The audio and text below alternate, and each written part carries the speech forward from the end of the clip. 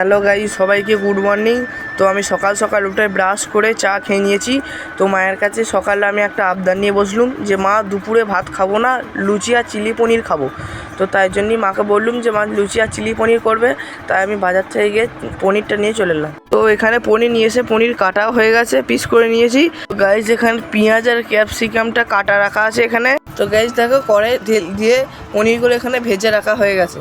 তো ক্যাপসিকামটা হালকা করে ভেজে নেওয়ার পর তারপর পেঁয়াজটা দেওয়া হলো। তো প্রথম ক্যাপসিকাম, তারপর পেঁয়াজ আর রসুন ভেজে নিয়ে গাইস তারপর সব রকম সস দিয়ে দেওয়া হলো। Tomato sauce, chilli sauce, red chilli, green chilli sauce আর সয়া সস। তারপর মশলাগুলো দিয়ে ভালো করে কষাতে থাকতে হবে। তো গাইস সব রকম মশলা দিয়ে কষানোর পরে তারপরে পনিরটা দিয়ে দিল মা। কর্নফ্লাওয়ারও দিয়ে দিয়েছে। তো গাইস মায়ের পাশে বসে আমি রান্নাটা দেখছিলাম। তো মা বলছিল যে একদিন দুদিন বাইরে যদি কোথাও যাই তাহলে নিজে রান্না করে খেতে পারবো। তো আমাদের চিলি পনির রেডি।